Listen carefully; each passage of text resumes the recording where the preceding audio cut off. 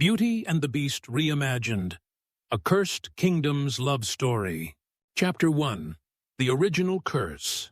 The grand ballroom of Valdres Castle blazed with the light of 1,000 candles, their golden flames reflecting off polished marble floors and crystal chandeliers that had taken master craftsmen years to create. King Adrian stood at the center of it all, resplendent in midnight blue velvet trimmed with silver thread, his dark hair perfectly coiffed and his handsome face bearing the cruel smile that had become his trademark. Around him swirled the nobility of the kingdom lords and ladies in their finest silks and jewels, all competing for his attention with flattery as hollow as their painted smiles. "Another toast to our magnificent king," called Lord Blackwood, raising his goblet high. "May his reign be as eternal as his beauty." Adrian basked in the praise, turning slowly so all could admire his profile. At 25 he was indeed handsome, but his beauty was matched only by his vanity and cruelty. He had inherited the throne 2 years prior, when his parents died in a hunting accident, and since then had ruled with an iron fist wrapped in silk gloves. The common people of Valdres lived in fear of his taxes and arbitrary punishments, while the nobles competed desperately for his favor. Thunder crashed outside the castle walls, so violent it rattled the great windows. Rain lashed against the glass like angry fingers, and the wind howled through the towers with an almost human voice. Yet inside the ballroom, the revelry continued unabated. Adrian had declared that nothing, not war, not plague, not the very wrath of heaven, would interrupt his celebration. "What are we celebrating tonight, Your Highness?" simpered Lady Rosalind, pressing close to the prince with her fan fluttering coquettishly. "Do we need a reason?" Adrian laughed, the sound sharp and cold.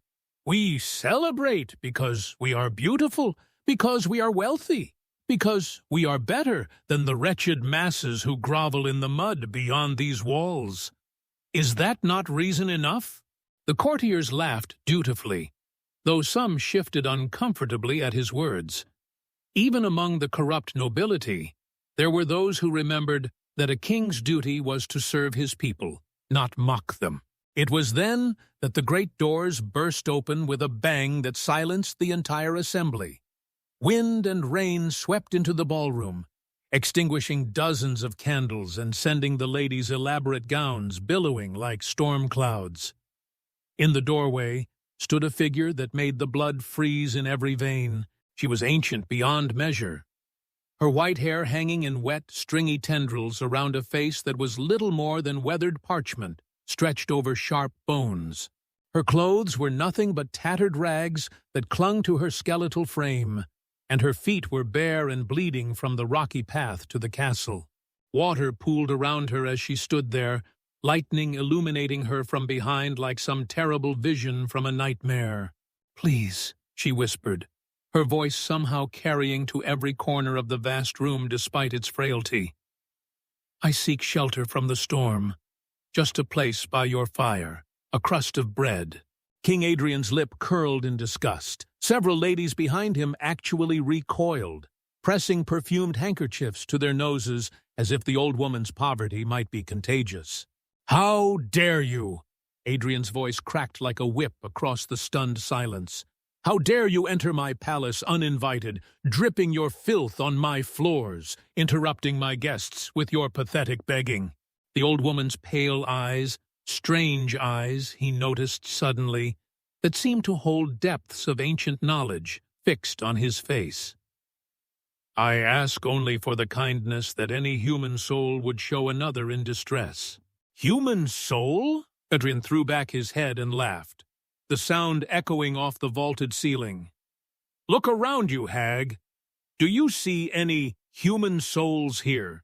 We are gods among mortals. And you are nothing but a worm that has crawled from the gutter to soil our divine presence." He gestured imperiously to his guards. "Remove this creature from my sight. Cast her back into the storm where she belongs. And see that the servants scrub every inch of floor her rags have touched."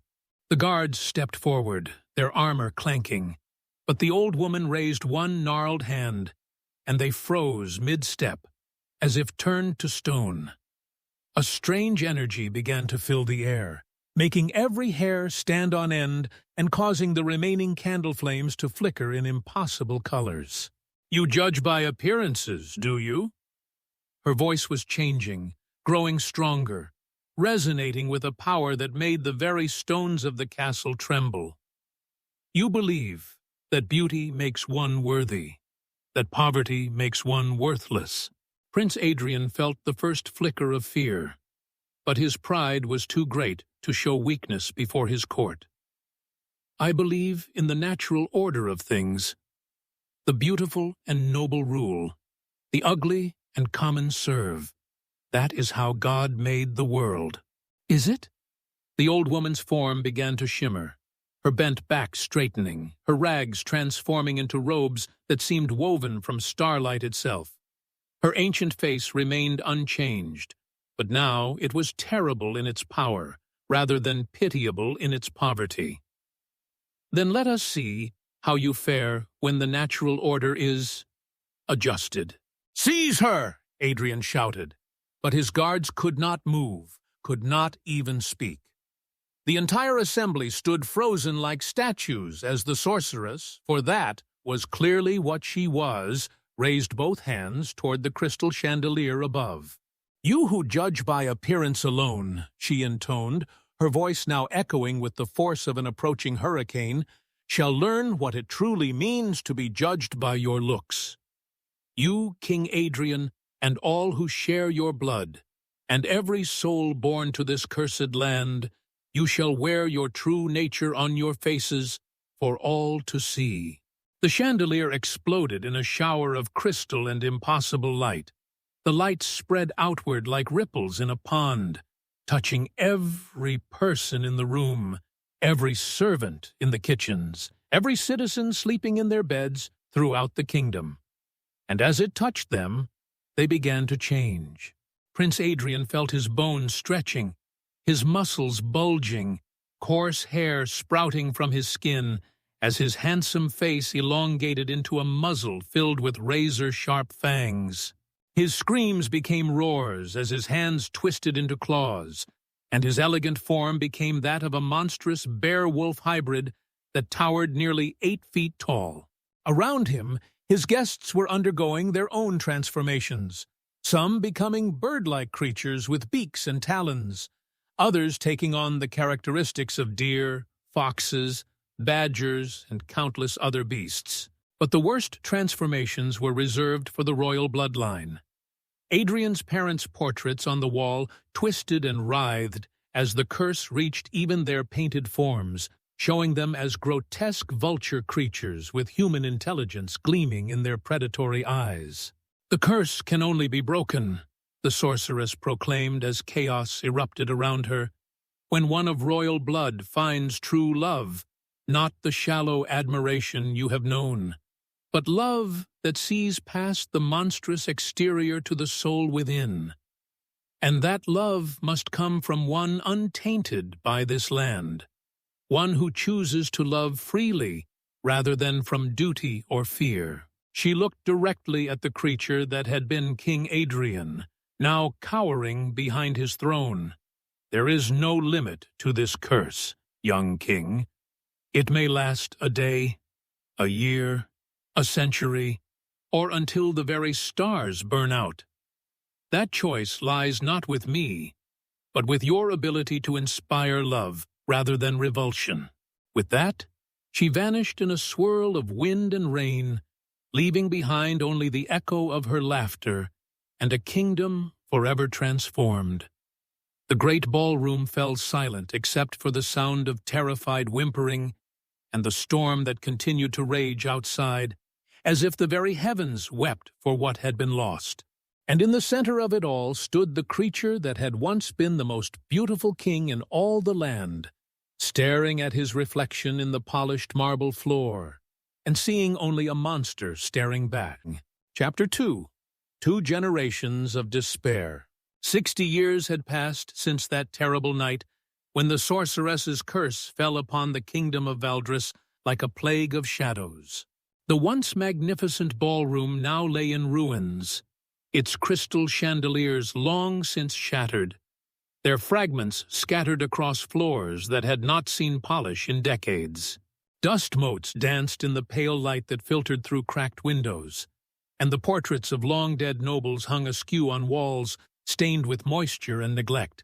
King Adrian had died 23 years after the curse, his monstrous heart finally giving out under the weight of despair and isolation. In his final years, he had become a broken creature, wandering the empty halls of his castle like a ghost, speaking to shadows and weeping over his reflection in the few mirrors that remained unbroken. Even though his wife had died long ago, no woman from any neighboring kingdom would even consider marrying the Beast King, and he died alone, cursed and unloved, his grotesque bear-wolf form finally still upon his deathbed. His son Marcus had inherited both crown and curse at the age of 35. Where his father had been vain and cruel, Marcus was earnest and desperate. He understood, perhaps better than Adrian ever had, that the survival of his kingdom depended on breaking the curse that had isolated them from the world. The once prosperous trade routes had withered as merchants refused to enter the land of monsters. Crops failed when neighboring farmers would no longer share seeds or knowledge. The kingdom that had once been the jewel of the region had become a place of whispered legends and childhood nightmares.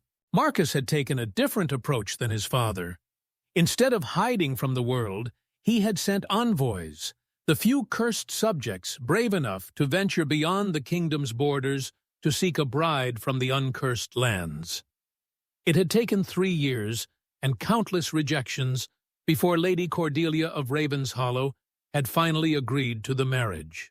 Lady Cordelia had been a woman of remarkable courage and duty, the youngest daughter of an impoverished noble house that desperately needed the substantial dowry Marcus offered. She was kind-hearted and intelligent, with auburn hair and gentle green eyes that Marcus had found beautiful even in his monstrous state.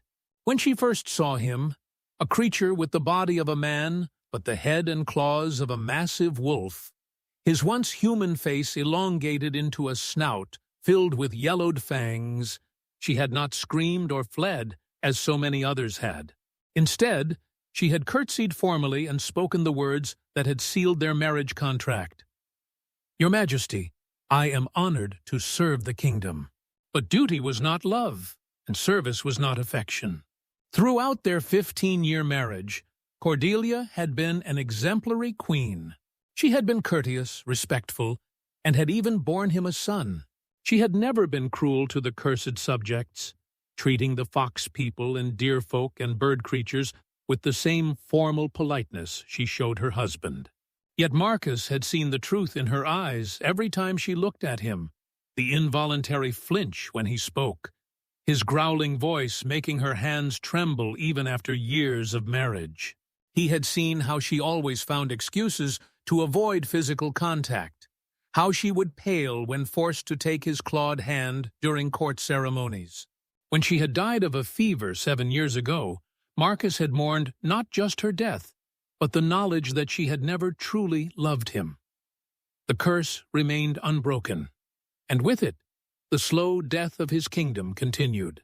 Now Prince Evander ruled as regent, for Marcus too had eventually succumbed to the same despair that had claimed his father. At 28, Evander was the 3rd generation to bear the curse, and his appearance was the most terrifying of all. The curse seemed to compound with each generation, making the royal bloodline increasingly monstrous. Where his grandfather had been a bear-wolf and his father a wolf-man, Evander was something that defied easy description, a towering figure nearly 8 feet tall, with the massive head and claws of a black bear, the fangs of a wolf, and glowing amber eyes that seemed to burn with an inner fire. His voice was a deep, rumbling growl that could shake the very stones of the castle, and even his own subjects, creatures who had lived with the curse their entire lives, sometimes cowered in his presence. The kingdom over which he ruled was a shadow of its former glory. The great city that had once bustled with merchants and artisans now housed perhaps a tenth of its original population.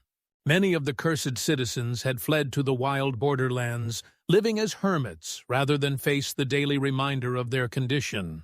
Those who remained in the capital survived through subsistence farming, and the few trade goods they could still produce, fine textiles and jewelry, crafted by skilled hands that ended in claws, grown in gardens tended by those with the keen senses of their animal forms. The castle itself was a monument to decay. Whole wings had been sealed off when there were no longer enough servants to maintain them. The royal treasury, once overflowing with gold and precious stones, now contained barely enough to maintain the most basic functions of government. The few remaining courtiers were cursed creatures themselves. Lord Aldrich, whose hawk-like features made him the kingdom's unofficial spy master. Lady Morwen, whose fox ears could hear whispers from 3 rooms away, and Captain Gareth, whose wolf-like strength and loyalty made him the perfect head of the dwindling royal guard. Evander spent most of his time in the highest tower of the castle, looking out over his diminished realm and wrestling with the bitter knowledge that he was likely the last of his line. At 28, he had given up all hope of finding love. The few diplomatic attempts to arrange marriages had ended in disaster. One prospective bride had fainted dead away upon seeing him. Another had fled the kingdom in the middle of the night. And a third had locked herself in her chambers and refused to come out until her father arrived to take her home. The prince had grown cynical and bitter, convinced that he was destined to die alone as his grandfather had before him. The curse, it seemed, was truly eternal. No woman would ever be able to look past his monstrous exterior to find anything worth loving. And without that love, the kingdom of Valdris would continue its slow slide into obscurity and ruin. As night fell over the cursed realm, Prince Evander stood at his tower window, his massive, clawed hands gripping the stone sill as he watched the last of the daylight fade from the sky. Tomorrow would bring another day of managing a dying kingdom, another day of seeing the fear in his subjects' eyes, another day of being the monster that no one could love. He had no way of knowing that in a village many miles away, a young woman named Belle was making a desperate decision that would change everything. Chapter 3. Belle's Desperate Choice. In the small village of Millbrook, nestled in a valley 3 days' ride from the cursed kingdom of Valdris, Belle Dubois knelt beside her father's bed and tried not to let her despair show on her face. Henri Dubois, once the most learned scholar in the province, lay propped against threadbare pillows, his breathing shallow and labored. The wasting disease that had taken hold of him 6 months ago had stolen the flesh from his bones and left his once bright eyes dulled with pain. "The fever broke again last night," Belle said softly, dipping a cloth in cool water and placing it on his forehead. "That's a good sign, isn't it, Papa?" Henri managed a weak smile for his daughter's sake, though they both knew the truth. Dr. Brennan had been blunt in his assessment just that morning. Without the rare medicines that grew only in distant lands, Henri would not see another winter. The local remedies had done all they could, but the disease was beyond their power to cure. "My dear Belle," Henri whispered, his voice barely audible above the crackling of the small fire that was all they could afford to keep burning. "You should not waste your youth caring for a dying old man. You should be dancing at harvest festivals, walking with young men who court you with flowers and poetry." Belle shook her head firmly, her dark hair catching the firelight. At 22, she was indeed beautiful, with intelligent brown eyes, a quick wit, and a kind heart that had won the affection of most of the village. But she had turned away every suitor, choosing instead to care for her father as his health declined and their fortunes dwindled. "There will be time for dancing later," she said, though her voice caught slightly on the words. "Right now, you need me." Henri had once been a professor at the university in the capital, a man whose translations of ancient texts were sought after by scholars across the continent. But when Belle's mother died in childbirth, he had given up his prestigious position to raise his daughter in the quiet countryside, supporting them both through private tutoring and the occasional commission to translate documents for wealthy merchants.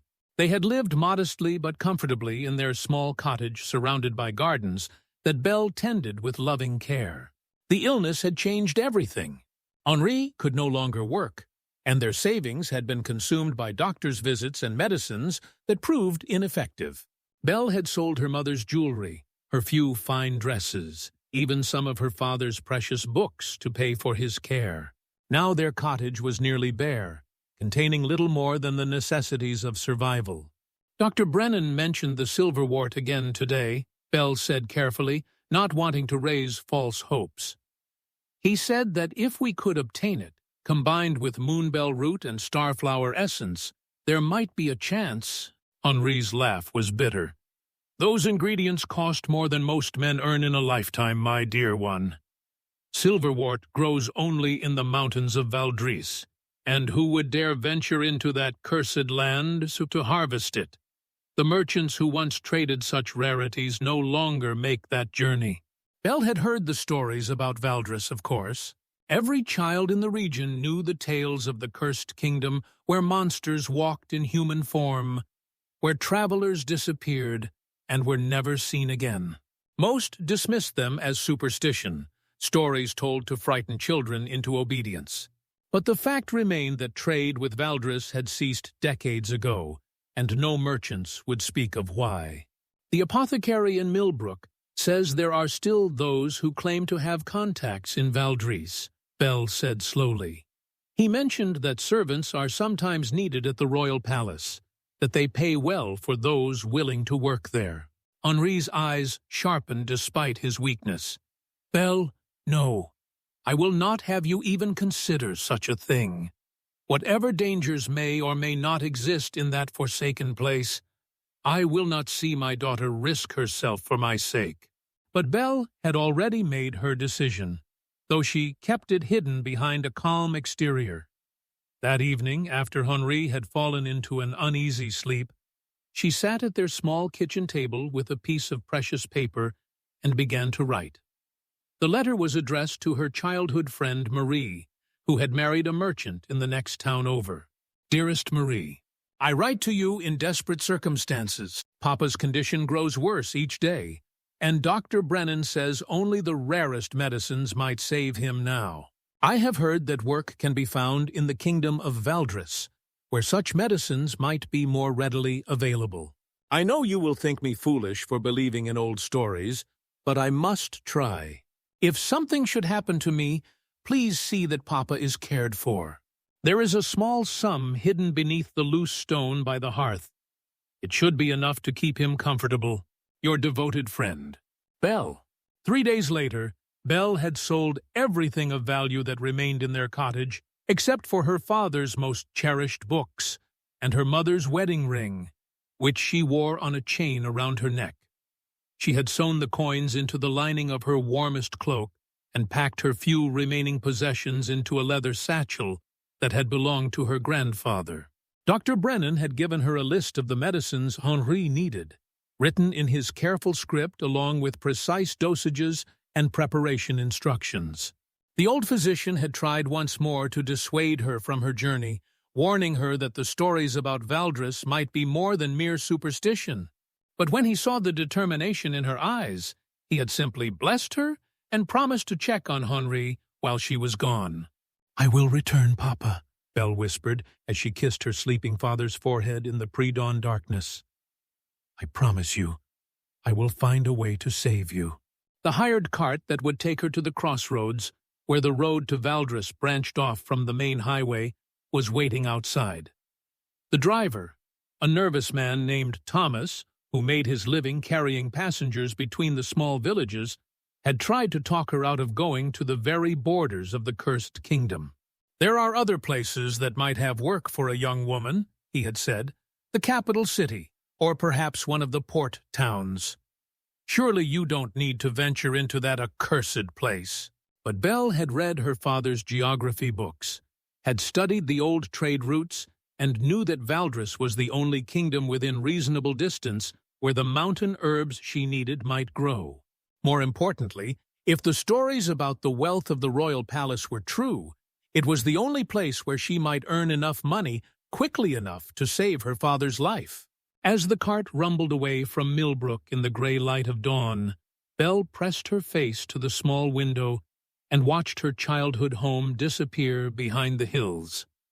She carried with her nothing but hope, determination, and the desperate love of a daughter who would brave any danger to save the only family she had left.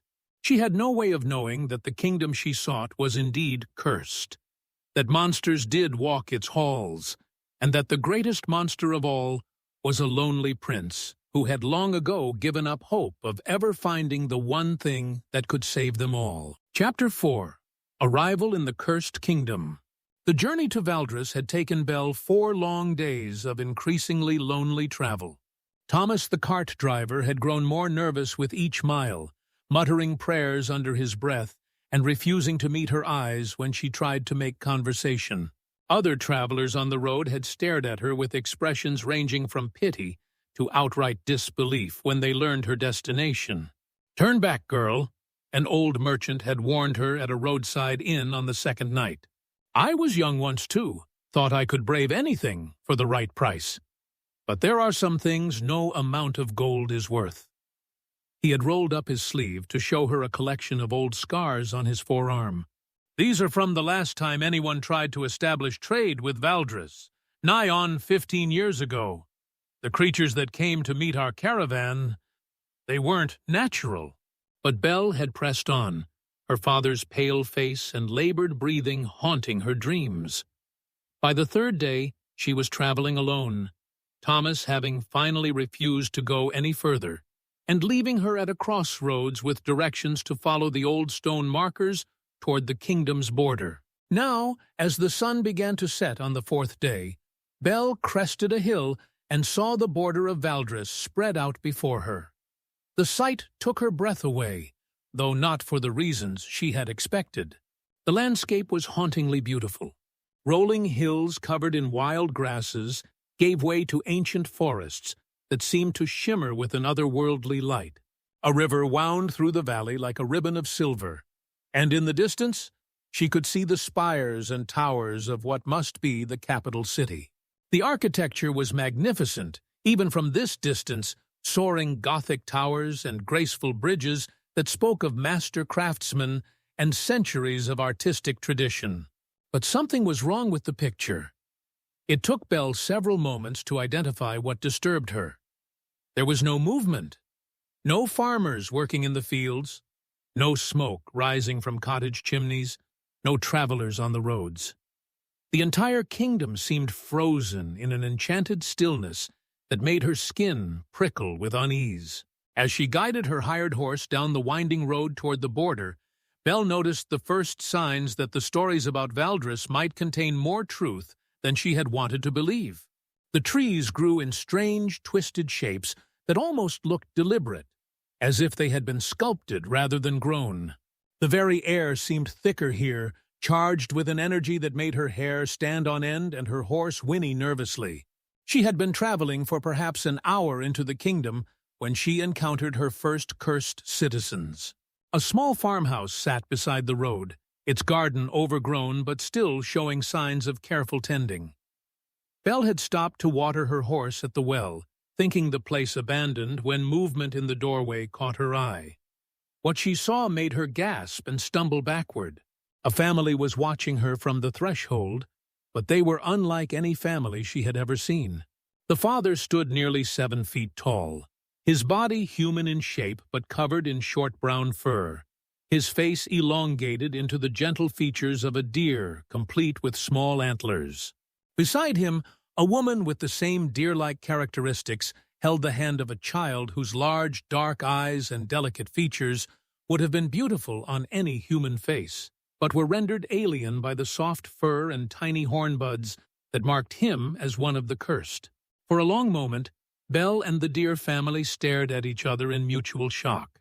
Then the father made a sound that was half human gasp, half-animal bleat, and all three creatures fled back into their house, slamming the door behind them.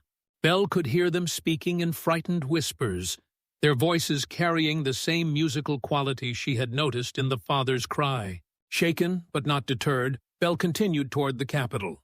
The stories were true, then. The people of Valdres had indeed been transformed into some sort of animal-human hybrids. But rather than feeling the terror she had expected, Belle found herself filled with a strange sadness. The dear family had seemed more frightened of her than she was of them, and there had been something achingly human in their expressions despite their altered features. As she rode through the outskirts of the capital city, Belle saw more of the cursed citizens. They watched her from windows and doorways with a mixture of curiosity and fear-fox people with russet fur and intelligent eyes, badger folk with distinctive markings and powerful claws, bird creatures with feathered arms and sharp, bright gazes. Some of the younger ones had clearly never seen an uncursed human before, pointing at her with wonder while their parents hurried them away. The architecture of the city was even more impressive up close. Despite decades of obvious neglect, the buildings were masterworks of stone and craftsmanship that spoke of a kingdom that had once been among the greatest in the world. But weeds grew between the cobblestones, many shop windows were boarded up, and an air of melancholy hung over everything like a shroud. It was near sunset when Belle finally reached the gates of the royal palace. The structure was enormous, a complex of towers and courtyards that could have housed a small army. But like everything else in the kingdom, it showed signs of decline, cracked stones, empty guard posts, and gardens that had been allowed to run wild. At the main gate, she was stopped by a figure that made her horse rear back in alarm. The guard was clearly one of the cursed, but his transformation was more dramatic than any she had seen so far. He stood over 6 feet tall with the powerful build of a warrior, but his head was that of a gray wolf, complete with yellow eyes and fangs that gleamed in the fading light. He wore the remnants of what had once been fine armor, though it had been modified to accommodate his altered form. "State your business, stranger," the wolf guard said, his voice a low growl that nonetheless carried perfect articulation and unmistakable intelligence. Few from the outside world come to Valdres, and fewer still approach the palace. Belle forced herself to dismount and approach the gate, though every instinct screamed at her to flee. Up close, the guard was even more imposing, but she could see something in his yellow eyes that gave her courage, a spark of curiosity, and what might have been hope. "My name is Belle Dubois," she said, surprised by how steady her voice sounded. "I've come seeking employment in the royal household. I understand that servants are sometimes needed, and I'm willing to work hard."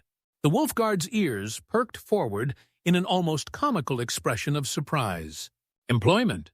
You came here voluntarily, seeking work?" He studied her for a long moment, taking in her simple but clean dress, her determined expression, and the small bag of possessions she carried. What could possibly drive someone from the outside world to seek service in a cursed palace? "Desperation," Belle answered honestly. "My father is dying, and I need money for medicines that can only be found here. I know the stories about this place, but I'm not easily frightened." The guard, who introduced himself as Captain Gareth, continued to stare at her as if she were some mythical creature. "In all my years guarding this gate," he said slowly, "I have never had someone come seeking to enter who wasn't fleeing in terror within minutes. You're either the bravest person I've ever met, or the most foolish." "Perhaps both," Belle said with a small smile that seemed to surprise him even more. Captain Gareth was quiet for several more moments, then made a decision that would change everything. "Very well, Belle Dubois. I will escort you to the palace and request an audience with Prince Evander. But I warn you, His Highness has not had pleasant experiences with visitors from the outside world. Many have promised service only to flee at the first sight of him." As the massive gates creaked open and Belle followed the wolf guard into the palace courtyard, She felt as though she were crossing a threshold into another world entirely. The last light of day was fading from the sky, and somewhere in the highest tower of the castle, a lonely prince was about to meet the woman who would change his fate forever. Chapter 5. The First Encounter. Captain Gareth led Belle through corridors that would have taken her breath away under different circumstances. The palace walls were adorned with tapestries that depicted the kingdom's glorious past scenes of festivals, royal weddings, and prosperous markets filled with people who bore no trace of the curse that now afflicted their descendants. Portraits of past monarchs gazed down from gilded frames, but these painted figures had been touched by the curse. The royal ancestors now bore the same grotesque animal features as their living descendants, their eyes seeming to follow Belle with expressions of eternal sorrow. Belle tried not to stare as they passed various members of the palace staff. A woman with the delicate features of a sparrow dusted furniture with feathered arms that ended in surprisingly nimble fingers. A man whose badger-like appearance made him perfectly suited for maintaining the castle's extensive cellars carried a tray of what looked like the evening meal. Each of them paused in their work to stare at Belle with expressions of wonder and disbelief, whispering to each other in voices that carried both hope and wariness. "They've never seen anyone like you," Gareth explained, noticing her discomfort. "Most of the younger ones have lived their entire lives believing that the outside world had forgotten we existed. Your presence here, it's already causing quite a stir." They climbed a grand staircase that spiraled upward through the heart of the castle, its marble steps worn smooth by centuries of use. The higher they went, the more apparent it became that whole sections of the palace were closed off, their doors sealed and corridors empty. What had once been a thriving court that housed hundreds was now reduced to a skeleton staff maintaining only the essential areas. "Prince Evander prefers to conduct audiences in the Great Hall," Gareth said as they approached a set of massive oak doors carved with the royal arms of Valdris. "But I must warn you again. His Highness has not had pleasant encounters with visitors from the outside world. The last woman who sought an audience fainted at the sight of him. The one before that screamed and fled before he could speak a single word." Belle squared her shoulders, thinking of her father's labored breathing and the dwindling supply of medicines that Dr. Brennan had given her before she left. "I'm not easily frightened, Captain, and I need this opportunity too desperately to let appearances deter me." Gareth's yellow eyes studied her face for a moment, then he nodded with what might have been approval. "Very well, but remember, whatever you see, His Highness is still a man beneath the curse.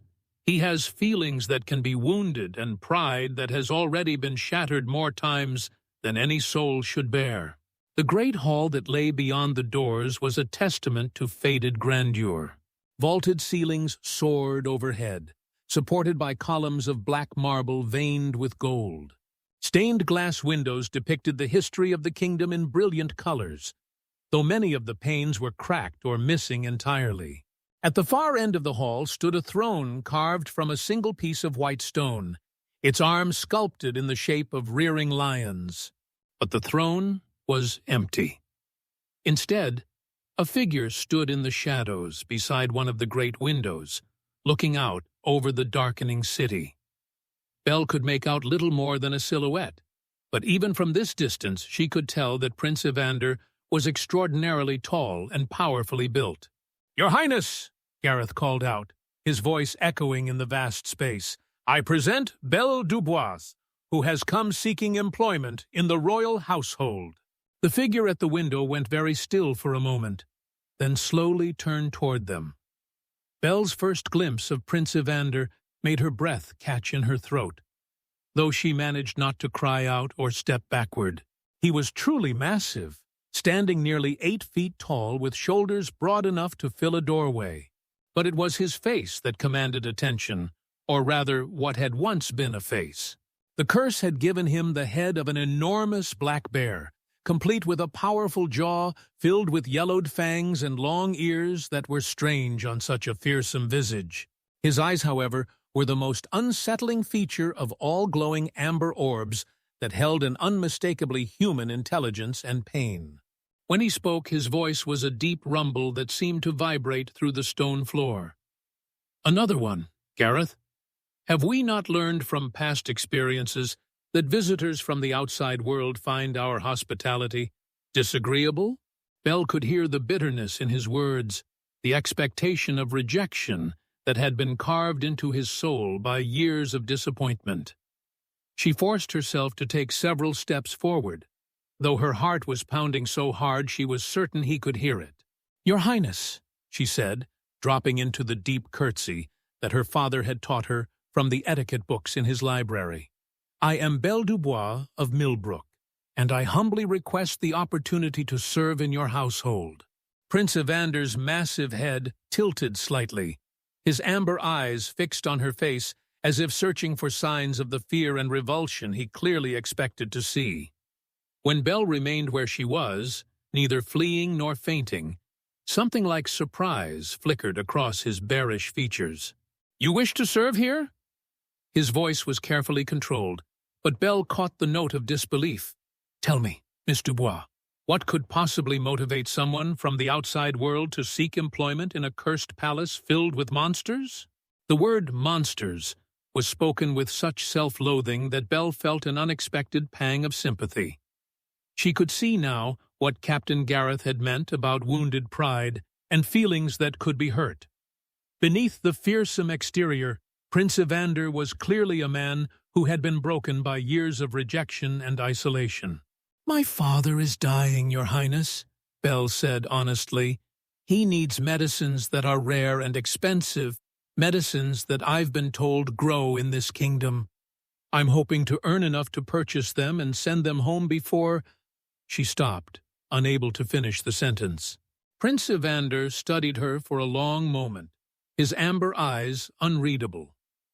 "And you're not afraid? You don't find the sight of me disturbing?"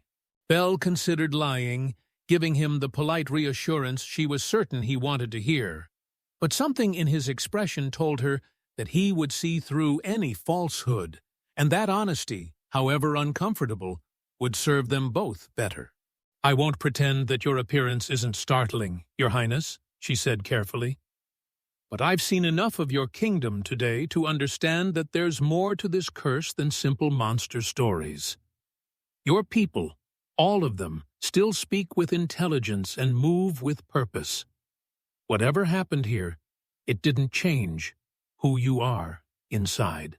For a moment, the great hall was so quiet that Belle could hear the wind whistling through the cracked windows.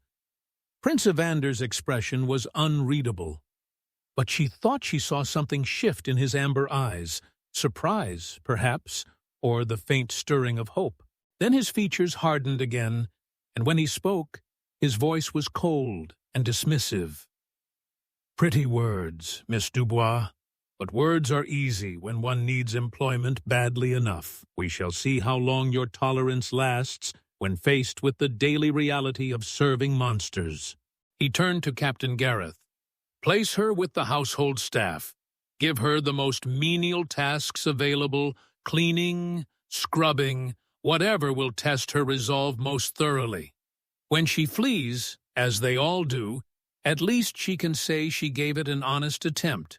Belle felt a flash of anger at his assumption, but she kept her voice level. "I won't flee, Your Highness. I give you my word." Prince Evander's laugh was harsh and bitter. "Your word? My dear girl, I have heard such promises before." They lasted precisely as long as it took for the speakers to realize that proximity to monsters requires one to actually endure their presence. With that, he turned back to the window, effectively dismissing them both. Captain Gareth touched Belle's arm gently, indicating that the audience was over. As they left the great hall, Belle could feel the prince's amber eyes following them, though when she glanced back, he was once again staring out at the city he ruled in bitter solitude. "That went better than I expected," Gareth said quietly as they descended the stairs. "Usually they're screaming by now." Belle said nothing, but her mind was racing. She had seen something in Prince Evander's eyes during those few moments when his guard was down, a loneliness so profound it made her heart ache. Whatever cruel words he had spoken, whatever dismissive attitude he had shown, she had glimpsed the man beneath the monster's exterior. And that man, she suspected, was in even more desperate need of saving than her dying father. Chapter 6. Growing Understanding. Belle's quarters in the servants' wing were modest but clean, a small room with a narrow bed, a writing desk, and a window that overlooked the castle's overgrown gardens. Mrs. Hazel, the head cook, whose badger-like features were softened by kind brown eyes and a motherly manner, had personally escorted Belle to her room and provided her with simple work clothes and bedding. "Don't you mind His Highness's harsh words, dear," Mrs. Hazel said as she bustled about the room, her clawed hands surprisingly gentle as she arranged fresh linens. "He's been hurt so many times by visitors who promised to stay and then fled in the night. It's made him bitter. But underneath all that growling and snarling, he's still the little boy I used to sneak honey cakes to when his tutors weren't looking." Belle had been assigned to work in the castle's vast library, a task that Prince Evander clearly intended as punishment. The library had been neglected for decades, its thousands of volumes covered in dust, and many of its shelves in desperate need of repair. It was obvious that no one had attempted to catalog or organize the collection in years, and some sections were so thick with cobwebs that Belle needed a ladder and brush just to reach the books. But what the prince had meant as drudgery quickly became Belle's sanctuary. As she worked her way through shelf after shelf, cleaning and organizing, she discovered treasures that made her heart sing. There were illuminated manuscripts that chronicled the kingdom's history, philosophical treatises that would have made her scholar father weep with joy, and poetry collections in languages she was only beginning to learn. For someone who had grown up surrounded by her father's modest library, this vast collection was like discovering a hidden wonderland. It was through these books that Belle first learned the true story of the curse that had befallen Valdris. Hidden among the official court chronicles, she found the personal journal of a court scribe who had witnessed the sorceress's visit 60 years ago. His account was far more detailed than the sanitized version that had reached the outside world, describing not just King Adrian's cruelty, but the systemic oppression that had characterized his reign. The sorceress spoke truly when she said His Majesty judged by appearance alone. The scribe had written, "Those born beautiful were elevated regardless of their character, while those deemed plain or flawed were cast aside. The king's court was filled with corruption and vanity, and the common people suffered greatly under his rule. Perhaps this curse is not mere punishment, but justice of a sort." Belle also discovered records of the failed attempts to break the curse over the past 2 generations. King Marcus had tried everything, importing eligible brides from distant kingdoms, consulting with wise men and healers, even attempting to contact the original sorceress to negotiate the curse's terms. But each potential match had ended in disaster, with the women unable to overcome their revulsion at his transformed appearance. The most heartbreaking entries were those written by Marcus himself in the years after Lady Cordelia's death. His elegant handwriting, made awkward by claws that had never been meant to hold a pen, spoke of his deep love for a wife who could never love him in return. "She was kind to me, kinder than I deserved," he had written, "but I saw the truth in her eyes every morning when she woke beside me. I was her duty, her burden, her cross to bear.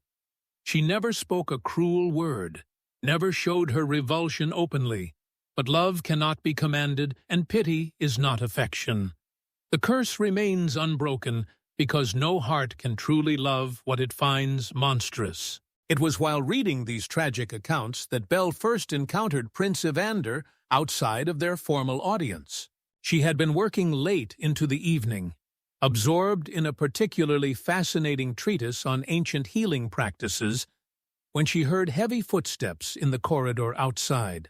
The library doors, which she had left ajar for better air circulation, creaked open slightly. "Who's there?" a familiar deep voice rumbled from the doorway.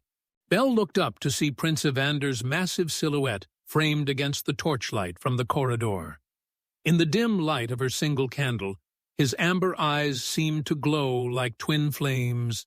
"It's just me, Your Highness," Belle said, rising and offering a respectful curtsy. "I was working on the catalogue you requested. I hope I haven't disturbed you." Prince Evander stepped into the library, moving with surprising quiet for someone of his size. "You're working rather late. Most servants retire at sunset." "I was reading," Belle admitted, gesturing to the open book on the desk. "I hope that's acceptable. I've always found it difficult to stop once I become absorbed in a good text." Something in Prince Evander's expression shifted, his amber eyes focusing on the book with interest. "Ancient healing practices? Not exactly light entertainment." "My father is a scholar," Belle explained. "He taught me to love learning for its own sake. This library is remarkable. I've never seen such a comprehensive collection outside of a university." For a moment, Prince Evander's harsh features softened slightly. "My ancestors were great patrons of learning. This library was considered one of the finest in the region before." He gestured vaguely at himself, the movement encompassing both his transformed appearance and the kingdom's decline. "It still is," Belle said firmly. "The books haven't changed, only the number of people who appreciate them." Prince Evander moved closer, his massive form casting strange shadows in the candlelight. "You're not afraid of being alone with me in the dark?" Belle considered the question seriously. "Should I be? You haven't threatened me, and everything I've seen suggests that you're still fundamentally the same person you would have been without the curse. A bit more imposing in appearance, perhaps, but not dangerous to those who mean you no harm." "Imposing," Prince Evander repeated, and Belle could have sworn she heard the ghost of bitter laughter in his voice. "What a diplomatic way to describe a monster." "You're not a monster," Belle said quietly, the words surprising them both. "A monster acts without conscience or feeling. You clearly have both." Prince Evander went very still, his amber eyes fixed on her face with an intensity that made Belle's heart skip a beat. For a long moment, neither of them spoke, the silence stretching between them like a bridge neither dared to cross. Finally, Prince Evander stepped back, his expression hardening once again. "Pretty words, Miss Dubois, but words are just words. Actions reveal truth, and experience teaches harsh lessons." He turned to leave, then paused at the doorway. "Lock your door when you retire. Some of my subjects struggle more than others with the wilder aspects of their natures." After he left, Belle sat in the candlelit library for a long time, thinking about the pain she had seen in his amber eyes, and the careful way he had warned her about danger while refusing to acknowledge his own restraint. She was beginning to understand that Prince Evander's harsh exterior was armor, protection against a world that had taught him to expect rejection and fear. Over the following weeks, these late-night encounters became a pattern. Prince Evander would appear in the library doorway, initially claiming to be checking on her work, but gradually staying longer to discuss the books she was cataloging. Their conversations were cautious at first, filled with careful politeness and unspoken boundaries. But slowly, as Belle continued to show no fear of his presence and genuine interest in his thoughts, something began to change. They debated philosophy and history, discussed literature and science, argued about everything from governance to the proper way to preserve ancient manuscripts.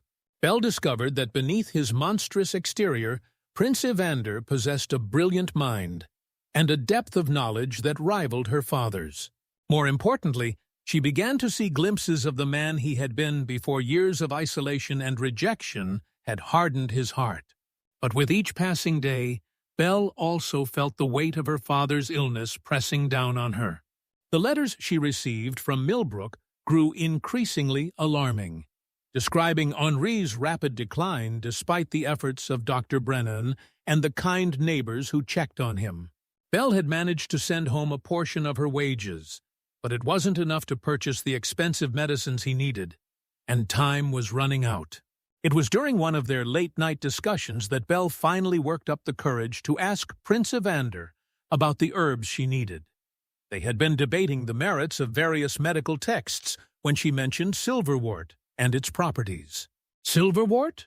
Prince Evander's ears pricked forward with interest. That's quite rare.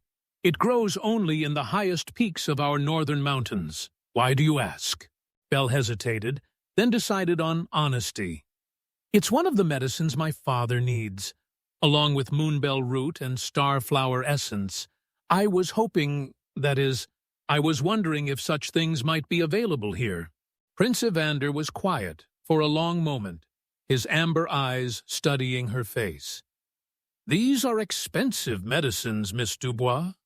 Far beyond what most servants could afford even with years of wages. Belle's heart sank, but she nodded. I understand, Your Highness. I had hoped, but I understand. I didn't say they were impossible to obtain, Prince Evander said carefully, only that they would require special arrangements. Belle looked up at him with hope blooming in her chest, but before she could respond, he had already turned and disappeared into the shadows of the corridor, leaving her alone with her racing thoughts and the flickering candlelight. Chapter 7. Conflict and Crisis. The letter arrived on a gray morning in late autumn, delivered by a messenger who had ridden hard from Millbrook and refused to enter the castle grounds. Captain Gareth brought it to Belle while she was working in the library, his wolf-like features grave with concern. Belle's hands trembled as she broke the familiar seal and unfolded the paper. Dr. Brennan's usually steady handwriting was shaky with urgency. My dear Belle, I write with a heavy heart to inform you that your father's condition has taken a severe turn for the worse. The fever has returned with a vengeance, and he no longer recognizes those around him. I fear that without immediate intervention, the medicines we discussed, he will not survive another week. I have done everything within my power, but conventional treatments are no longer sufficient. Time is of the utmost importance. If you have any means of obtaining the medicines he needs, you must act now. With deepest regret, Dr. Brennan. Belle sank into her chair, the letter falling from nerveless fingers as the full weight of her failure crashed down upon her. 6 weeks she had been in Valdres, 6 weeks of careful work and growing friendship with Prince Evander, but she was no closer to obtaining the medicines her father needed. The wages she had managed to send home were a drop in the ocean compared to the cost of silverwort, moonbell root, and starflower essence. Miss Belle? Captain Gareth's voice was gentle with concern. What news from home? My father is dying, Belle whispered, tears streaming down her face. Dr. Brennan says he has perhaps a week left, and I've failed him completely. I came here believing I could save him, but I've accomplished nothing. Word of Belle's distress spread quickly through the castle's close-knit community of servants. Mrs. Hazel appeared with hot tea and gentle comfort, while Thomas, the owl-like librarian, offered to help her compose a response to Dr. Brennan.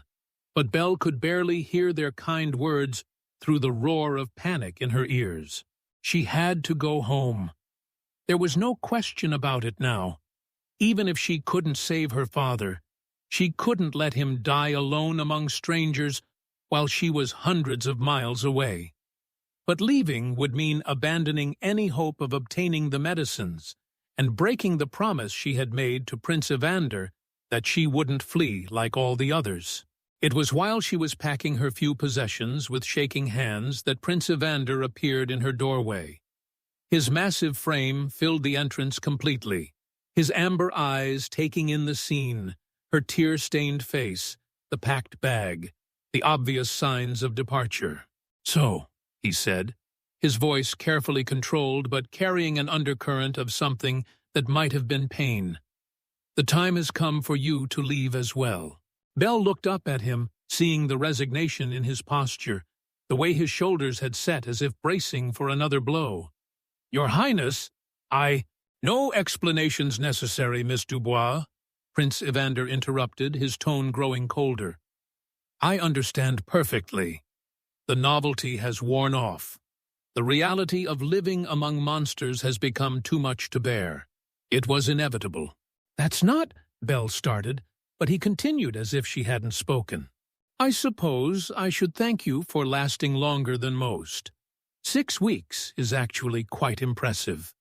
The last woman managed only 3 days before fleeing in the night without so much as a farewell." Bell felt a flash of anger pierce through her grief. "You think I'm leaving because of you? Because I find you and your people too monstrous to endure?" Prince Evander's amber eyes narrowed. "Aren't you?" "My father is dying!" Bell exploded, surprising them both with the vehemence of her words.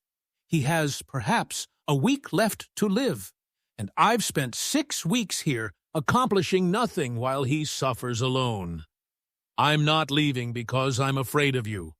I'm leaving because I've failed in the only thing that truly matters." For a moment, Prince Evander seemed taken aback by her outburst. Then his expression hardened again. "And what of your promise that you wouldn't flee? What of your assurance that you were different from all the others?" "I am different," Bell shot back. "The others left because they were afraid of how you look. I'm leaving because someone I love is dying and I can't help him." "How convenient that your departure coincides with obtaining what you truly came for," Prince Evander snarled, his voice dropping to a dangerous growl. "You've had 6 weeks to study our library, to catalogue our weaknesses, to satisfy whatever curiosity brought you here. Now that the entertainment value has worn thin, you flee back to your comfortable, normal life." Bell stared at him in shock, hurt and anger warring in her chest. "Is that truly what you think of me? That I came here for entertainment? That I've been pretending friendship while secretly laughing at your misfortune? Haven't you?" Prince Evander demanded. "Haven't you been playing the part of the understanding maiden, tolerating the monster's company for the sake of a good story to tell your friends? How I survived 6 weeks among the cursed beasts of Valdris. I'm sure it will make fascinating dinner conversation." The cruelty of his words hit Bell like a physical blow. After weeks of careful friendship, of seeing past his monstrous exterior to the intelligent, lonely man beneath, he was revealing that he had never trusted her at all. Every conversation, every moment of growing connection, he had been waiting for her to betray him. "You're right," Belle said quietly, her voice steady despite the tears on her cheeks. "I am leaving, but not for the reasons you think. I'm leaving because my father, who raised me alone and taught me everything I value about learning and kindness and seeing worth in others, regardless of their appearance, that man is dying alone while I stand here arguing with someone who clearly thinks the worst of everyone he meets." She picked up her bag and moved toward the door. But Prince Evander's massive form blocked her way.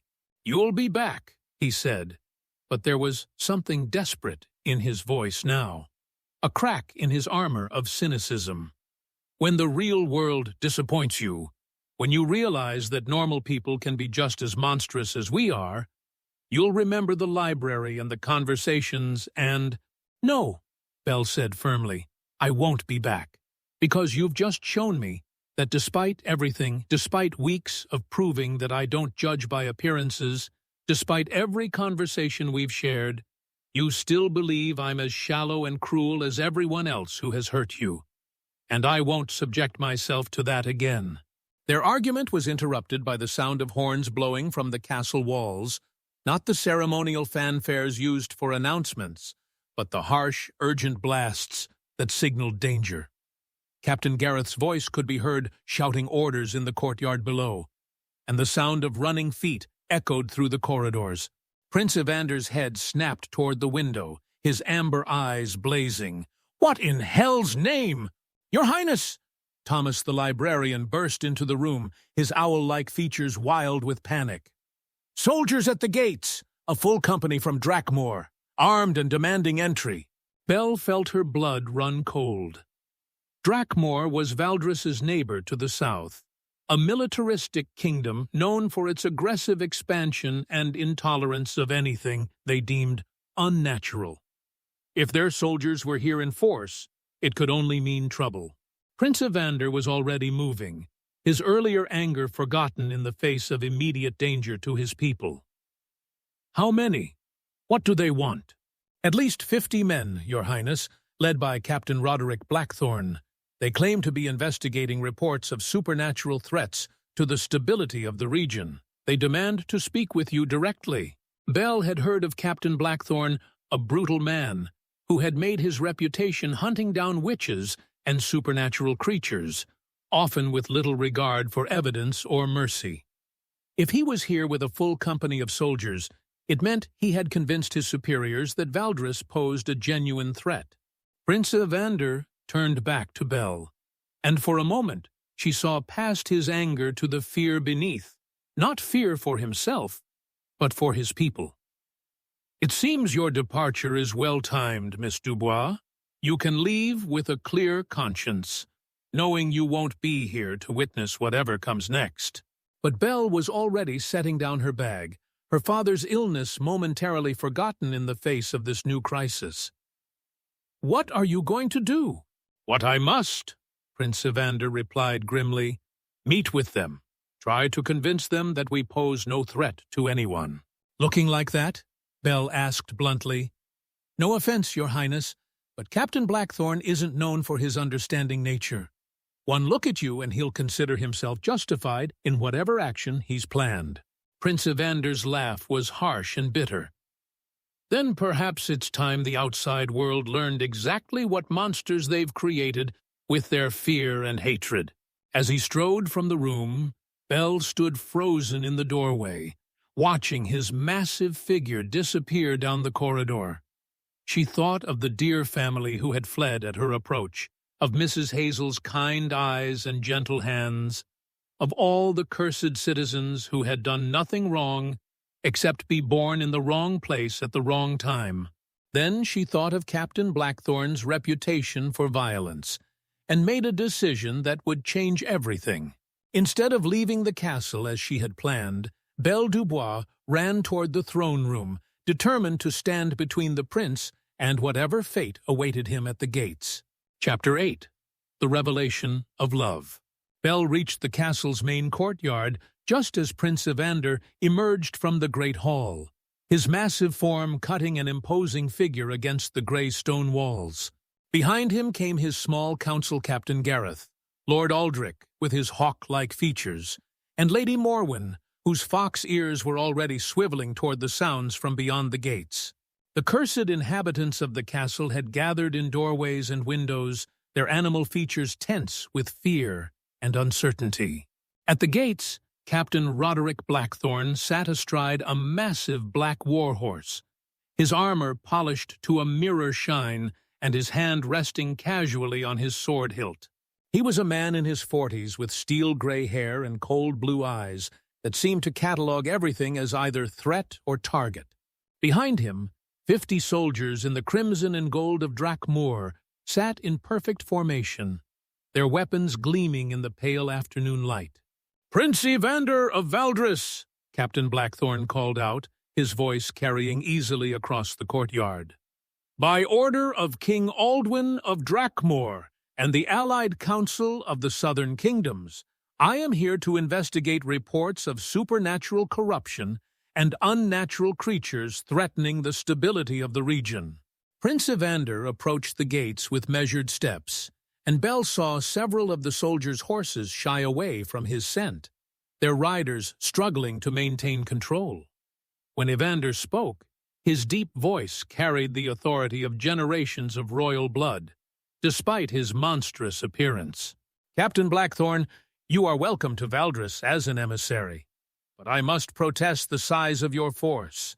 50 armed men hardly suggests a peaceful diplomatic mission. Captain Blackthorn's eyes fixed on Prince Evander's bearish features, and Bell could see the satisfaction that flickered across his face, the look of a man whose worst expectations had been confirmed. Indeed, the reports were accurate. You are no longer entirely human, are you, Your Highness? The people of Valdris were cursed through no fault of their own, Prince Evander replied carefully. But we remain civilized, rational beings who pose no threat to our neighbors. We have lived in peace for 60 years, harming no one beyond our borders. Peace? Captain Blackthorn laughed harshly. Your very existence is a corruption of the natural order. Tell me, Prince, how many innocents have fallen victim to the bestial hungers that surely plague creatures such as yourself? Bell felt a surge of anger at the man's casual cruelty, but Prince Evander's response was measured and dignified. No innocents have been harmed, Captain. Whatever we may appear to be, we retain our human souls and consciences. Do you? Captain Blackthorn dismounted, drawing his sword in one fluid motion. Then you won't object to proving your restraint. Tell me, Beast Prince, what stops you from tearing out my throat where I stand? Surely the savage impulses of your animal nature must be difficult to control. The soldiers behind him tensed, hands moving to their weapons, as Captain Blackthorn deliberately stepped closer to the gates. Bell could see Prince Evander's massive hands clenching into fists, his amber eyes blazing with controlled fury. Only the same thing that has always prevented princes from murdering envoys, Evander growled, his voice dropping to a rumble that made the very stones seem to vibrate. Honor, diplomacy, and respect for civilized conduct qualities that appear to be in short supply among your forces. Captain Blackthorn smiled coldly. Honor? From a monster? He turned to address his men. You see how it threatens us? How its very voice carries unnatural power? This abomination and all its kind represent a clear and present danger to every decent soul in the region. We are not abominations! The voice came from Mrs. Hazel, who had stepped forward from the crowd of castle servants. Her badger-like features were set with determination, though Bell could see her hands trembling. We are the same people we always were, simply changed in appearance. Captain Blackthorn's gaze fixed on the kindly cook with disgust. Listen to it speak, he said to his men. See how these creatures attempt to mimic human reason? But we know the truth, that beneath the veneer of civilization lurks the savage hunger of wild beasts. He raised his sword, pointing it directly at Mrs. Hazel. This kingdom is a blight upon the land, a nest of monsters that must be cleansed before their corruption spreads further. That was the moment when Prince Evander's carefully maintained control finally snapped. With a roar that shook the very foundations of the castle, he gripped the iron bars of the gate and wrenched them apart as if they were made of twigs. Several soldiers cried out in alarm, their horses rearing as the 8-foot-tall prince stepped through the twisted metal to place himself directly between Captain Blackthorn and Mrs. Hazel. You want to see a monster, Captain? Prince Evander snarled, his amber eyes blazing like twin suns. You want to witness the savage nature you claim lurks within us? Then face me yourself, and leave my people out of your hatred. Captain Blackthorn raised his sword, a triumphant smile spreading across his face. There it is, the true nature revealed at last. Men, you see how quickly the beast resorts to violence when— Stop! Bell's voice rang out across the courtyard as she stepped between the two men, her heart pounding, but her voice steady. Captain Blackthorn's sword was inches from Prince Evander's chest, while the prince's massive claws were raised and ready to strike. Stop this madness, Bell continued, looking directly at Captain Blackthorn. You came here looking for monsters, and you're creating them with your provocation and threats. Captain Blackthorn's cold blue eyes fixed on her with surprise. "And who are you, girl? Another creature hiding behind a human guise?" "I am Belle Dubois, of Millbrook," she replied firmly. "A completely ordinary human being who has lived among the people of Valdres for 6 weeks, and I can tell you with absolute certainty that they are not the monsters in this situation." "6 weeks?" Captain Blackthorn's eyebrows rose. "6 weeks living among these beasts? Tell me then, what horrors have you witnessed? What depravities have you been forced to endure?" Belle looked around the courtyard at Mrs. Hazel's kind face, at Captain Gareth's loyal stance beside his prince, at Thomas the librarian, who had spent hours helping her catalogue ancient texts, at all the cursed citizens who had shown her nothing but courtesy and kindness despite their monstrous appearances. "I have witnessed a prince who reads philosophy until dawn because he cannot sleep for worry about his people," she said clearly. "I have seen a cook who remembers every servant's favorite meal and slips extra portions to those who look tired. I have watched guards risk their lives to protect others, scholars preserve knowledge for future generations, and craftsmen create beauty despite having claws instead of fingers." She turned to look directly at Prince Evander, and for the first time in weeks, she allowed all of her feelings to show in her eyes. "I have seen more humanity in this cursed kingdom than I ever witnessed in the outside world, because these people know what it means to be judged by their appearance rather than their character. They have learned compassion from suffering, kindness from isolation, and dignity from adversity." Prince Evander's amber eyes widened, his raised claws slowly lowering as he stared at her in amazement. "Most of all," Belle continued, her voice growing stronger with each word, "I have seen a man, not a monster, but a man who carries the weight of his people's suffering on his shoulders and still finds the strength to be gentle with a stranger who came to his kingdom in desperate need. A man who has been hurt and betrayed so many times that he has forgotten how to trust, but who still risks his heart by hoping that someday someone might see past his appearance to the soul beneath." The courtyard had fallen completely silent, except for the wind whistling through the castle towers. Captain Blackthorn's sword wavered in his grip as he looked between Belle and Prince Evander with growing confusion. "You speak as if you care for this creature," he said slowly. Belle felt tears sliding down her cheeks, but her voice remained steady. "I don't just care for him, Captain. I love him. I love his brilliant mind and his wounded heart and his fierce loyalty to his people. I love the way he quotes poetry when he thinks no one is listening, and the way he remembers every book I've recommended, and the gentle way he warned me to lock my door, not because he was dangerous, but because he wanted to protect me from any danger that might exist." She turned fully toward Prince Evander now, ignoring the soldiers and their weapons, ignoring everything except the massive figure who stood frozen before her. "I love you, Evander," she said simply, "not despite what you look like, but because of who you are. And I'm sorry it took the threat of losing you to make me realize it." For a moment that seemed to last an eternity, Prince Evander simply stared at her, his amber eyes reflecting a mixture of wonder, hope, and disbelief. Then, slowly, his massive form began to move toward her. "Belle," he whispered, his growling voice softer than she had ever heard it. "Belle, do you truly mean—" Captain Blackthorn's shout of alarm broke the spell. "Get away from it, girl! Can't you see it's bewitched you? No human could feel anything but revulsion for such a creature." But Belle was already moving, reaching up to touch Prince Evander's monstrous face with gentle hands, looking directly into his glowing amber eyes as she spoke the words that would change everything. "I love you," she repeated, standing on her toes to press her lips to his in a kiss that was witnessed by 50 soldiers, a courtyard full of cursed citizens, and the fading light of a winter afternoon. The moment their lips met, the world exploded into light.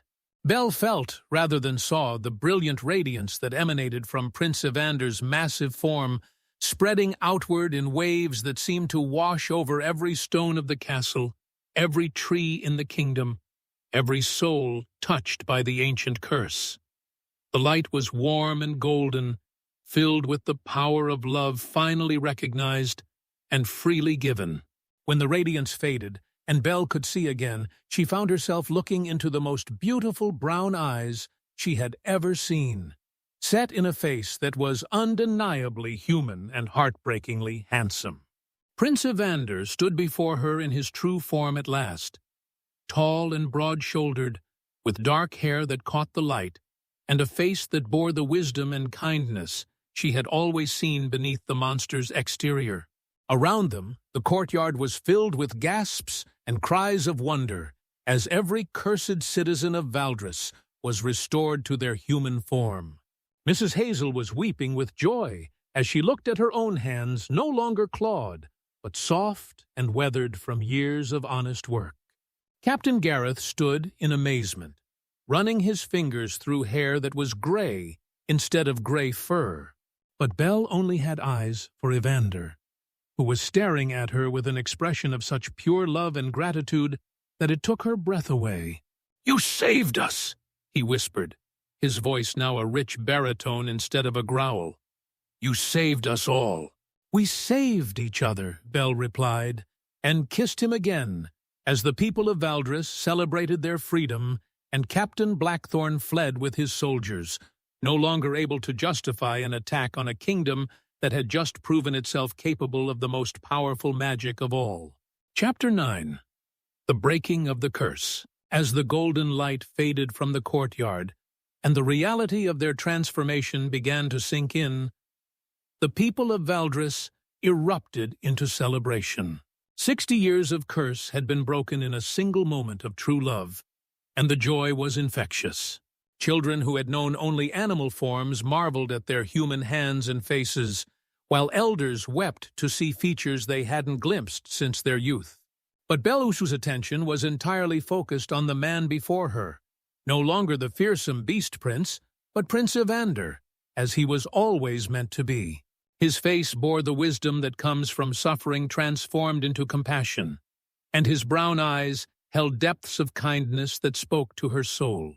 When he reached up to cup her face in hands that were now human, but just as gentle as they had always been, Belle felt her heart skip a beat. "Belle," he whispered, her name a prayer on his lips. "What you've done, I never dared to hope." "You don't need to thank me," Belle replied, placing her own hands over his. "I spoke only the truth. The curse is broken because love was always there. I just finally had the courage to admit it." Their moment was interrupted by Captain Gareth, now restored to his fully human form, a man in his 50s with kind gray eyes and the bearing of a natural leader. "Your Highness, forgive the interruption, but Captain Blackthorn and his men are retreating toward the border. Should we pursue them?" Evander considered this for a moment, then shook his head. "Let them go, Gareth. They came seeking monsters and found none. Word will spread that Valdres poses no threat to its neighbors, quite the opposite, actually. We have much work ahead of us if we're to restore trade and diplomatic relations with the outside world." Mrs. Hazel appeared at Belle's elbow, tears of joy still streaming down her plump, entirely human cheeks. "Oh, my dear girl, what you've given us. 60 years I've lived as a badger woman, and now—" She looked down at her hands with wonder. "Now I can knead bread properly again." Thomas the librarian, now revealed as a scholarly man, with prematurely gray hair and sharp, intelligent eyes, approached with a smile. "Miss Belle, I cannot thank you enough. But perhaps you should attend to more pressing matters." He gestured meaningfully toward the setting sun. "Time is still of the essence, is it not?" Belle's heart clenched as the reality of her situation came flooding back. Her father dying alone in Millbrook, while she celebrated in Valdres. The curse might be broken, but Henri Dubois still needed the medicines that had brought her here in the first place. "I have to go," she said suddenly, turning back to Evander with anguish in her eyes. "My father, he's dying, and I've already lost so much time. Even with the curse broken, I still need those medicines, and I don't know how. Belle, stop, Evander said gently, placing his hands on her shoulders. Do you truly think I would let you face this alone? Do you believe that after everything you've given us, we would send you away empty-handed? Before Belle could respond, Lord Aldrich appeared, now a distinguished man in his 60s with silver hair and sharp features that no longer resembled a hawk's. In his arms, he carried an ornate wooden box inlaid with precious metals. Your Highness, Lord Aldrich said formally, the Royal Treasury's stores of medicinal herbs, as requested. Evander opened the box to reveal vials and packets of the rarest medicines in the known world. Silverwort that gleamed like captured moonlight, moonbell root with its distinctive silver sheen, and starflower essence that seemed to hold tiny stars suspended within its golden depths. But more than that, there were medicines Belle had never even heard of. Treatments that could cure ailments she hadn't dared to hope could be healed. This is enough to save 10 men like your father, Evander said softly. The royal family has maintained these stores for generations, and they have been useless to us during the curse. But now... He closed the box and placed it in Belle's hands. Now they can serve their true purpose, bringing healing to those who need it. Belle stared at the box in her hands, overwhelmed by the generosity and the hope it represented. I can't possibly accept this. The value alone must be enormous, and you'll need these resources to rebuild your kingdom. The kingdom is already rebuilding itself, Evander interrupted, gesturing to the courtyard where his people were embracing their restored humanity with tears of joy. You gave us something far more valuable than any medicine. You gave us our lives back. This is not charity, Belle. This is a debt that can never be fully repaid. But I still have to leave, Belle said, her voice breaking. I have to get these to my father before it's too late. And I don't know when I'll be able to return, or if... Then I'll come with you, Evander said simply. Belle's eyes widened at, What? I'll come with you to Millbrook, Evander repeated, his voice growing stronger with conviction. I have the fastest horses in the kingdom, and knowledge of shortcuts that could cut days off your journey. More importantly, I'm not letting you face this alone. But your kingdom, your people need you here. You've just been restored to your throne, and there's so much work to be done. The kingdom has survived 60 years of curse, Evander said with a smile. I think it can manage a few days without me, especially with Captain Gareth and Lord Aldrich handling affairs. Besides, his expression grew serious. You once told me that you wouldn't flee because someone you loved was dying. Well, I won't let someone I love face that fear alone. Belle felt fresh tears spilling down her cheeks. Tears of gratitude, love, and desperate hope. You would do that? Leave your kingdom when you've just gotten it back? Belle, Evander said, taking her hands in his, you are my kingdom now. Wherever you are, that's where I belong. Within the hour, they were mounted on the kingdom's finest horses, the precious medicines secured in Evander's saddlebags, along with provisions for the journey. Captain Gareth had provided them with an escort of his best riders, all of them volunteers eager to serve the woman who had saved their kingdom. As they rode through the gates of Valdres, Belle looked back to see the entire population of the castle gathered to wave them farewell. Mrs. Hazel called out blessings for their journey, while Thomas held up a book one of the rare medical texts from the library that contained detailed instructions for preparing the medicines they carried. We'll return, Evander called back to his people, and when we do, we'll begin the work of making Valdres a beacon of hope for all the kingdoms. The ride to Millbrook was a blur of desperate speed and growing intimacy. Evander proved to know routes through the mountains that Belle had never imagined, paths that cut their journey time in half. They rode by day and by night, stopping only to rest the horses and steal moments of conversation by campfires under the stars. During those quiet hours, They shared their hopes and fears, their dreams for the future and their memories of the past. Evander told her about his childhood, about the weight of growing up, believing he was destined to die alone and unloved. Belle spoke of her father's teachings, of her love for learning, and her dreams of seeing the world beyond Millbrook. "When this is over," Evander said as they sat by their fire on the second night, "when your father is well again, I want to show you everything. The mountain valleys where the silverwort grows, the libraries in the capital cities, the ancient ruins where the first scholars preserved their knowledge. I want to give you the world, Belle." "I don't need the world," Belle replied, leaning against his shoulder as they watched the stars wheel overhead. "I just need you, and the promise that we'll face whatever comes together." On the dawn of the third day, they crested the hill that overlooked Millbrook, and Belle's heart clenched at the sight of her childhood home. The cottage looked smaller and shabbier than she remembered, its garden brown with winter dormancy.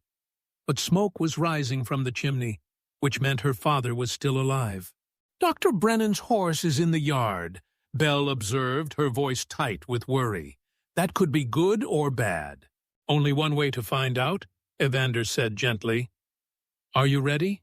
Belle looked at the man she loved, this prince who had abandoned his newly restored kingdom to ride beside her on a desperate mission of mercy, and felt her courage strengthen. "I'm ready," she said, and together they rode down toward the cottage where her father waited, carrying with them the means to save his life and the hope of a future filled with love. Chapter 10. The Happy Ending.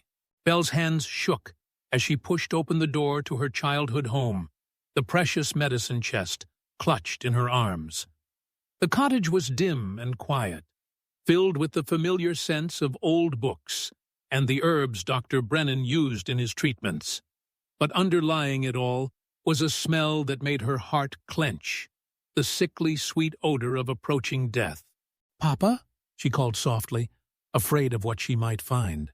Dr. Brennan emerged from the bedroom, his weathered face lighting up with surprise and relief. "Belle, thank God you've returned. I wasn't certain—" He paused, noticing Evander's tall figure filling the doorway behind her. "And you've brought a companion." "Dr. Brennan, this is Prince Evander of Valdres," Belle said quickly, setting the medicine chest on the small kitchen table.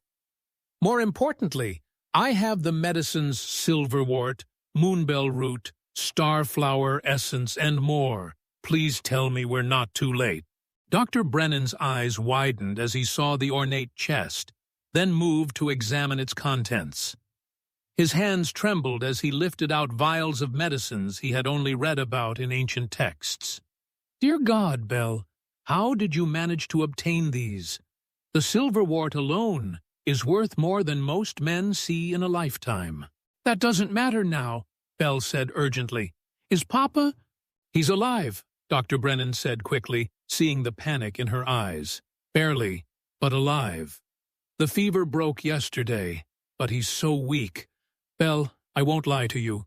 Even with these medicines, we may have arrived at the very edge of what's possible." Belle felt Evander's steady presence behind her as Dr. Brennan opened the bedroom door.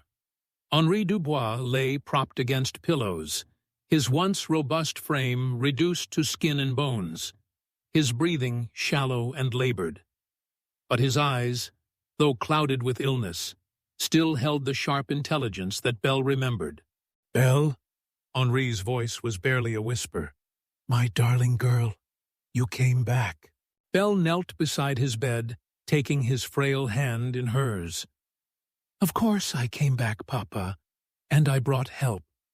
She gestured to Dr. Brennan, who was already preparing the first dose of silverwort tincture. "We're going to make you well again." Henri's gaze moved past her to Evander, who had quietly entered the room and stood respectfully near the door. "And who is this young man who has accompanied my daughter on her mercy mission?" Belle looked back at Evander, her heart swelling with love and pride. "Papa, I'd like you to meet Prince Evander of Valdres. He's very important to me." Henri's scholarly mind was still sharp despite his illness. Valdris? The cursed kingdom? But the stories— The curse has been broken, sir, Evander said gently, moving closer to the bed. Your daughter saved an entire kingdom, Mr. Dubois. She has a courage and compassion that humbles even princes. Did she now? Henri managed a weak smile, his eyes moving between Belle and Evander with growing understanding. And I suspect she has captured a prince's heart in the process. Belle felt herself blushing. Papa, we should focus on getting you well first. Nonsense, Henri said, though the effort of speaking was clearly exhausting him. If I've learned anything from this illness, it's that life is too precious to waste on delays. Young man, he addressed Evander directly, what are your intentions toward my daughter? Evander stepped forward, his expression serious and respectful. With your permission, sir, I intend to marry her. I love Belle with all my heart, and I promise to spend my life ensuring her happiness. Henri studied the prince's face for a long moment, then nodded slowly. I can see that you do, and I can see that she loves you as well.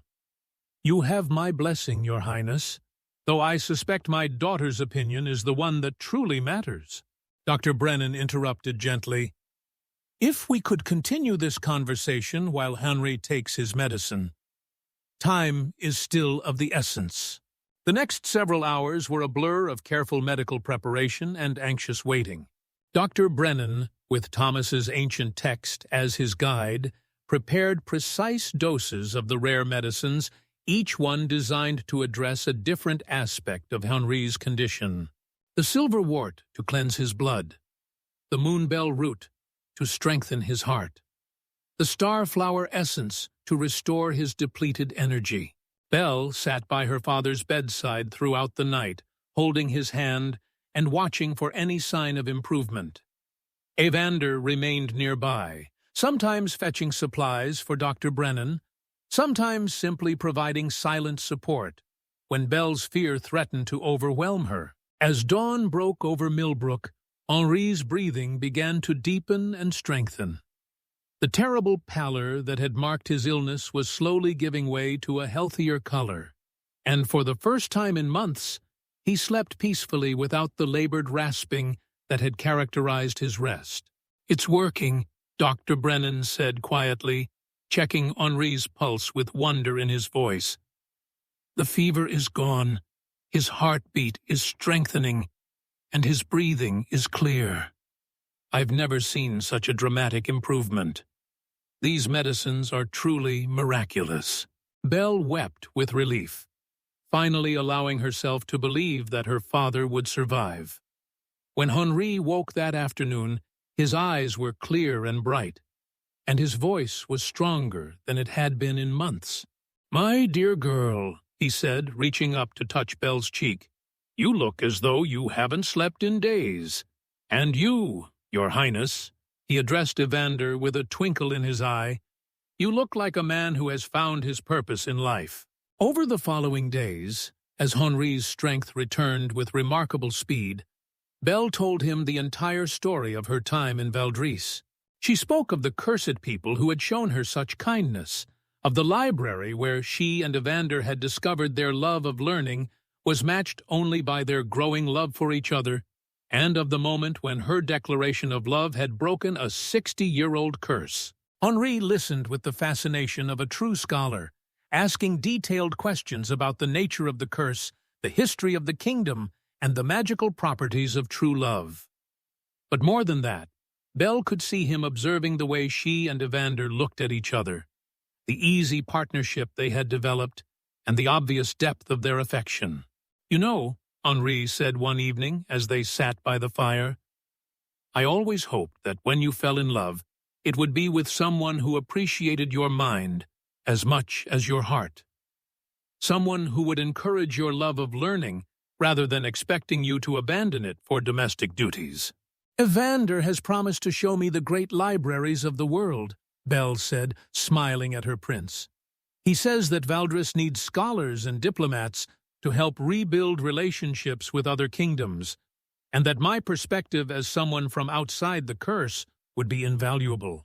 A princess with a purpose, Henri mused. I like that very much. 3 weeks later, Henri was well enough to travel, and they made their way back to Valdris for what would be the grandest celebration the kingdom had seen in over 60 years. The wedding of Prince Evander and Princess Belle was attended not only by every citizen of Valdris, but by representatives from neighboring kingdoms who came to witness the miraculous transformation of the once cursed realm. Henri, resplendent in new clothes befitting the father of a princess, walked Belle down the aisle of the restored cathedral. The building itself seemed to glow with renewed life, its stained glass windows catching the spring sunlight and casting rainbow patterns across the stone floors that had been polished to mirror brightness. Mrs. Hazel, now the royal head of household, had outdone herself with a wedding feast that would be remembered for generations. Captain Gareth, promoted to Lord Marshal of the realm, stood proudly as Evander's best man. Thomas the librarian had been appointed royal scholar, and his first official duty was to begin documenting the true history of the curse and its breaking for future generations. But perhaps the most touching moment came during the ceremony itself, when Belle and Evander exchanged vows they had written themselves. Belle promised to love Evander not just in times of happiness, but in times of struggle, to see past any surface appearances to the truth of his heart, and to stand by his side as they built a kingdom founded on compassion and understanding. Evander's vows brought tears to every eye in the cathedral. He promised to cherish Belle's courage, to nurture her dreams, to ensure that their love would always be a source of strength rather than limitation. And he vowed that their kingdom would become a place where all people, regardless of appearance, background, or circumstance, would be judged by the content of their character rather than the prejudices of others. When they kissed to seal their marriage, the cathedral bells rang out across the city, their joyous peals echoing off the mountains and carrying the news of hope and renewal to every corner of the land. In the years that followed, Valdris became exactly what Evander had promised, a beacon of hope and learning for all the kingdoms. Trade routes reopened as merchants discovered that the monsters of Valdris were actually skilled craftsmen and honest dealers. Scholars came from across the continent to study in the great library that Belle had restored and expanded. Young people arrived seeking education in the university that Belle and Henri established, where students were taught that true wisdom came from understanding different perspectives and experiences. Belle and Evander ruled together with wisdom and compassion, their love story becoming legend throughout the land.